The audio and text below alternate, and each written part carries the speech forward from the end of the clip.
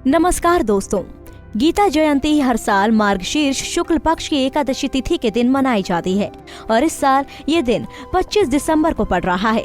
धार्मिक मान्यताओं के अनुसार मार्गशीर्ष शुक्ल पक्ष की एकादशी के दिन भगवान श्री कृष्ण ने अर्जुन को गीता का उपदेश दिया था, इसलिए इस दिन गीता जयंती मनाई जाती है। श्रीमद् भागवत गीता एक महान ग्रंथ है। गीता ग्रंथ सिर्फ लाल कपड़े में बांधकर घर में रखने के लिए नहीं है, बल्कि उसे पढ़कर उसके संदेशों को ग्रहण करने के लिए है। भागवत गीता के चिंतन से अज्ञानता दूर होती है और मनुष्य का मन आत्मज्ञान की ओर अग्रसर होता है। इसे पढ़ने और सुनने से जीवन को एक नई प्रेरणा मिलती है।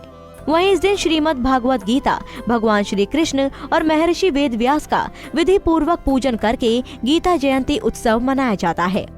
श्रीमद् भागवत गीता में ऐसी अनेक बातें हैं जिन्हें कोई व्यक्ति अपने जीवन में अपनाकर सफलता की ओर बढ़ सकता है। भगवान श्री कृष्ण कहते हैं कि मृत्यु एक अटल सत्य है, किंतु केवल ये शरीर नश्वर है। आत्मा अजर अमर है। आत्मा को कोई काट नहीं सकता, अग्नि जला नहीं सकता और पानी गीला नहीं कर सकता। जिस प्रकार से एक वस्त्र बदलकर दूसरे वस्त्र धारण किए जाते हैं, उसी प्रकार आत्मा एक शरीर का त्याग करके दूसरे जीव में प्रवेश करती है। गीता में कहा गया है कि क्रोध से भ्रम उत्पन्न होता है, जिससे बुद्धि व्याग्र हो जाती है। भ्रमित मनुष्य अपने मार्ग से भटक जाता है, तब सारे तर्कों का नाश हो जाता है, जिसके कारण मनुष्य का पतन हो जाता है। इसलिए हमें अपने क्रोध पर नियंत्रण रखना चाहिए। गीता में भगवान श्री कृष्ण ने कहा है कि मनुष्य को उसके द्वारा किए गए कर्मों के अनुसार ही फल प्राप्त होता है। इसलिए मनुष्य को सदैव सत्कर्म करने चाहिए। गीता में कही गई इन बातों को प्रत्येक व्यक्ति को अपने जीवन में मानना चाहिए।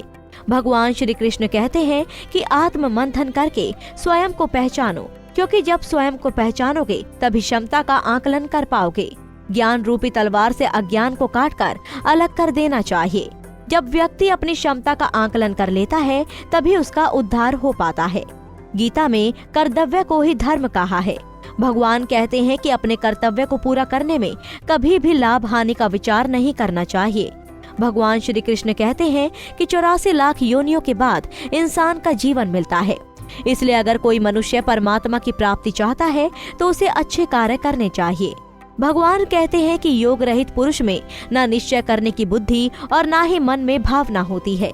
भावना रहित पुरुष को शांति नहीं मिलती और जिसे शांति नहीं, उसे सुख कहाँ से मिलेगा। सुख की प्राप्ति के लिए मन और इंद्रियों पर नियंत्रण जरूरी होता है। दोस्तों, भगवान कृष्ण द्वारा गीता में बताए गए इन सारी बातों को अगर कोई व्यक्ति अपने जीवन में उतार लेता है तो वे धीरे धीरे सफलता की सीढ़ी चढ़ने लगता है। कुंडली टीवी डेस्क से लता शर्मा की रिपोर्ट। इसी तरह की और भी जानकारी लेने के लिए हमारे चैनल को सब्सक्राइब करें और नई वीडियो की नोटिफिकेशन के लिए बेल आइकॉन दबाएं। अगर आप ये वीडियो फेसबुक पर देख रहे हैं तो वीडियो को लाइक और शेयर करें। साथ ही अपनी राय कमेंट बॉक्स में जरूर बताएं। धन्यवाद।